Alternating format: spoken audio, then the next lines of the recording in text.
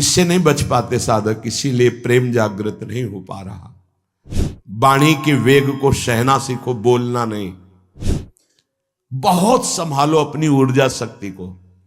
ना संयम है वाणी में, ना संयम है इंद्रियों में, और ना संयम है बोलने में। जो मन आया सो बोलते चले जा रहे। अगर बोलने का अवसर मिला तो जो मन आया बोलते चले, नहीं।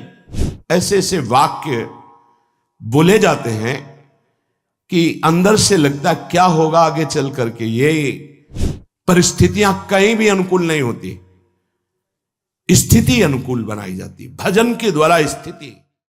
कुत्सितवाद, इससे नहीं बच पाते साधक, इसीलिए प्रेम जागृत नहीं हो पा रहा। विकार हैं ये षड विकार, जित, अनघ, अकामा, ये कामनाएं पाप कराती हैं। इन्हीं से काम, क्रोध, लोभ, मोह, मद, मत्सर ये सब पुष्ट होते हैं। ये देख लूं, ये सुन लूं, ये छूंग लूं, ये भोग लूं, ये पा लूं, ऐसी कामनाएं। आचार्य चरण कह रहे हैं पहले वाणी को संयम में रखो, कुत्सितवाद ना होने पावे, फिर विकारों को संयम में रखो। पूज्यपाद श्री उड़िया बाबा जी महाराज, यदि तुम परमार्थ वस्तु को पाना चाहते हो तो जो महापुरुषों ने कहा है उसे सुनो। वाचो वेगम, मनसः क्रोध वेगम, हिंसा वेग, मुदरोपस्थ वेगम, एतान वेगान सहते यस्तु विद्वान, निंदा चास्य हृदयम नोपहन्यात्। बाबा कह रहे हैं यदि प्रेम रस या तत्वबोध चाहते हो तो वाचो वेगम, वाणी के वेग को सहना सीखो, बोलना नहीं। बहुत संभालो अपनी ऊर्जा शक्ति को। ये उपासक इस विषय पर नहीं ध्यान दे पाते। जब देखो दो लोग खड़े बात कर रहे हैं, क्यों बात कर रहे हो? या तो भगवान की आज्ञा की बात करो। बोधयंता परस्परम कथयंति च माम नित्यम तुष्यंति च रमन्ति च। ये नवीन अवस्था में वेग बहुत जोर से आते हैं। वाणी का वेग, घंटों बेकार की बातें करते रहना। आज जो सत्संग प्रवचन हो रहा ना, मनोरंजन होता चला जा रहा है। शास्त्र के बिल्कुल हटकर, शास्त्र से बिल्कुल हटकर, साधना से बिल्कुल हटकर केवल मनोरंजन होता चला। ऐसा निकृष्ट वार्ता मंच पर बैठकर करना शास्त्र विरुद्ध, एकदम शास्त्र विरुद्ध। जैसे देखने को मिला, जैसे एकदम शास्त्र विरुद्ध। ऐसी शब्दों की नहीं। तस्मा शास्त्रम प्रमाणम थे कार्याकारो व्यवस्थितो। ना संयम है वाणी में, ना संयम है इंद्रियों में, और ना संयम है बोलने में। जो मन आया सो बोलते चले जा रहे। अगर बोलने का अवसर मिला तो जो मन आया बोलते चले, नहीं। वाचो वेगम, वाणी के वेग को संभालते हुए शास्त्र सम्मत बोलने की बात। एक भी मन भंजन की वार्ता नहीं होती। इंद्रिय, मन, इनको केवल प्रफुल्लित कर दे नाच गा के, बजा के। आचार्यों की वाणी ऐसी नहीं रही, महापुरुषों का उपदेश ऐसा नहीं रहा। प्रार्थना मान लीजिए, ऐसी वाणी सुनिएगा मत, कान में अंगुली डालिए और चल दीजिए, नहीं तो भ्रम पैदा हो जाएगा। अगर शास्त्र सम्मत वार्ता नहीं है तो कोई भी बोल रहा हो हमें नहीं सुनना चाहिए। ये प्रवचन, ये सत्संग, ये श्रीमद् भागवत का साप्ताहिक अनुष्ठान, ये जगत मंगल के लिए है। ये मनोनिग्रह के लिए है, ये इंद्रिय निग्रह के लिए है। ये मन और इंद्रियों को प्रफुल्लित करके विषय रस में डुबोने के लिए नहीं है, भगवदानंद के लिए। ऐसे ऐसे वाक्य बोले जाते हैं कि अंदर से लगता क्या होगा आगे चल करके। ये और बड़े बड़े टाइटल शब्द आगे लगते हैं। अब ये बेचारे लोग न जो शास्त्र को जानते हैं, न सिद्धांत को जानते हैं, न साधना को जानते हैं, बस उनको भी लगा चलो 2 घंटे हंस खेल लिए। अरे ये जो मंच होता है, ये जो उपदेशक का पद होता है, ये जीवों के परम कल्याण के लिए होता है। वाचो वेगम, वाणी को थोड़ा शासन में रखिए, वाणी को शास्त्र सम्मत बोलिए। ये मनोरंजन का क्षेत्र नहीं होता सत्संग प्रवचन। इसमें जो सुन के जाए वो उदास हो जाए, हाय मेरा जीवन इतना व्यर्थ चला गया, मैं जान नहीं पाया मुझसे ये गलती हो गई, मेरे जीवन में ऐसा कैसे हो गया, ये चिंतन चलना चाहिए। वो सत्संग सुन के आ रहा है, वो सत में चिंतन में अपनी वृत्ति को लगाने की चेष्टा करने लगे। वाचो वेगम, बिल्कुल स्वयं में 5 मिनट बैठकर भगवदानंद की स्फूर्ति की लालसा नहीं। एकादश स्कंद श्रीमद् भागवत का आपको कहीं बड़ा दुर्लभ विषय हो रहा है। बस जिन बातों से कैसा दृश्य उपस्थित किया जाता है, सत्संग कर बिल्कुल एक तरह से रूप ही बिगाड़ता चला जा रहा है।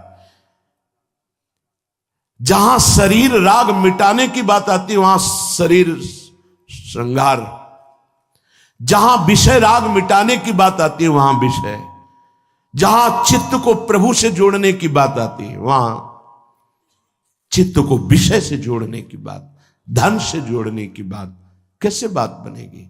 इस शास्त्र संसार के सत्यत्व का भ्रम मिटाने के लिए है, प्रभु में सत्यत्व बुद्धि दृढ़ करने के लिए है।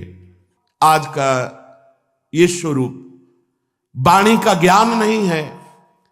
जब तक आप त्रिकाल संध्या नहीं करते, जब तक आप गायत्री अनुष्ठान नहीं करते, जब तक आप मंत्रानुष्ठान नहीं करते, आप शास्त्रों की बातों को नहीं समझ सकते।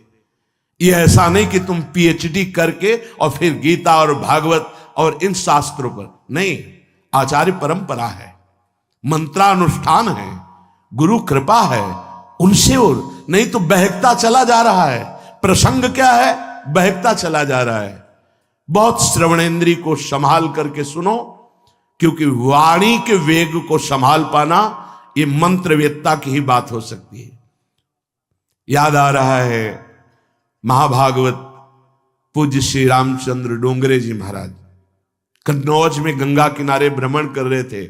उस समय क्या कथा का स्वरूप, जितने सब समाधिस्थ भाव में, सबके आंसू, और आपके सामने ठाकुर जी विराजमान, उन्हीं पे एक टक लगाए, आंसुओं की झड़ी चल रही। जो चढ़ा वह वहीं छोड़ दिया और चल दिया। ए परमहंस, अगर हमारे अंदर स्वयं भगवत अनुराग, भगवन नाम जप, मंत्रानुष्ठान नहीं, तो इन वाणियों को समझ पाने खेल नहीं।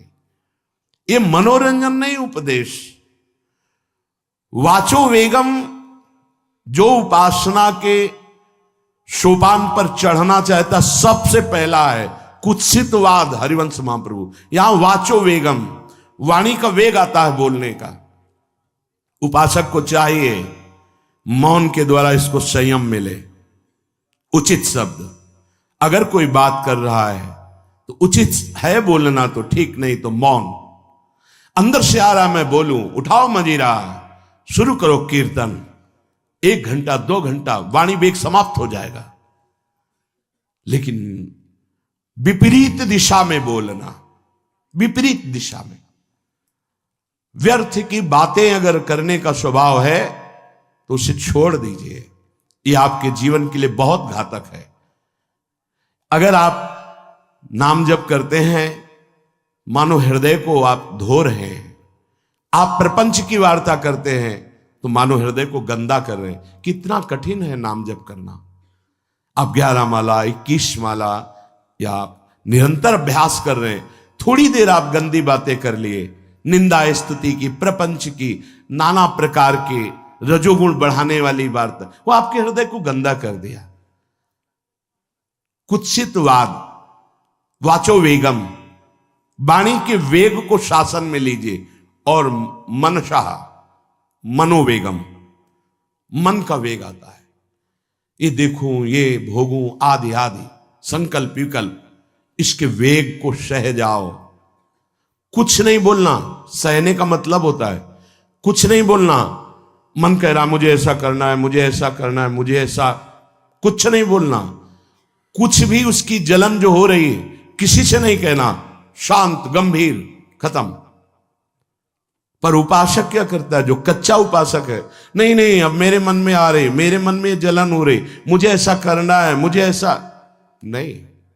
शांत, ना बोलना है जो मन में आ रहा है, ना उसकी जलन पर ध्यान देना है, अपने मंत्र नाम उपासना कर्तव्य में लगे रहो, शांत हो जाएगा। इसके शांत करने की युक्ति है, इसे मतलब मत रखो। जैसे एक पागल आदमी रोड में खड़े तुम्हारे ऊपर कंकड़ फेंके, थूके, गाली दे, तो अपने लोग क्षमा भाव से कि वो पागल है, ऐसे मन अभी पागल है, इसके निर्णय पे ना हो। ये क्षण क्षण में बदल, इसको भजन से मतलब नहीं है, इसको क्षण क्षण में नवीन नवीन प्रपंच चाहिए। ये मनशः वेगम, मनोवेगम, इसका स्वरूप यही है, यही बंधन और मोक्ष का कारण है। ये क्षण क्षण में प्रपंच चाहता है। 5 ज्ञानेंद्रियों के द्वारा ये जाल रचा करता है जीव को फंसाने का। जहां हो, जैसी परिस्थिति में हो, बहुत अच्छी परिस्थिति भगवान ने दी, उसी परिस्थिति में भजन कर ले जाओ। परिस्थिति बदलने की जरूरत नहीं है, भजन करने की जरूरत है। भजन कर ले गए तो स्थिति बदल जाएगी, परिस्थिति नहीं।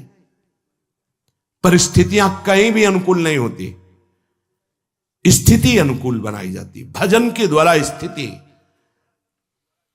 जीवन में कभी कोई परिस्थिति ही ऐसी नहीं रही जिसमें भजन किया जा सके। जीवन में पूरे, अगर पूरे जीवन के तारतम्य को देखते हैं तो एक कष्ट की वेदी पर स्वाहा ही स्वाहा होता रहा है। जीवन की आहुति केवल कष्ट पर, और आज भी कष्ट ही कष्ट। फिर आप सोचोगे सुख किसे कहते हैं? ऐसे कांटों वाले पेड़ पर ऐसा सुगंधित फूल खिलता है कि जिससे परमात्मा मुग्ध हो जाता है। जीवात्मा नहीं, परमात्मा मुग्ध हो जाता है। वो ये मार्ग है। उस सुमन को लेकर वो अपने श्रृंगार में लगा लेते हैं। सुमन, सुंदर मन, ये कांटों पे खिलता है। जैसे गुलाब का फूल कांटों पे नहीं खिलता, हाँ ये कांटे हैं। हर द्वंद की पीड़ा को सहता हुआ जब उपासक आगे बढ़ता है तब सुमन खिलता है। उस सुमन को प्रियाजू अपने केश पास पे धारण करती है। उस सुमन को प्रियाजू अपने कर कमल में लेती है। अगर आप सहना नहीं सीखे, मांगे बनी रही हृदय की, ऐसा हो तो भजन हो सकता है, ऐसा हो तो भजन, तो लिख लो आप। मन बहुत चंचल है, इसको हर समय नवम नवम नवम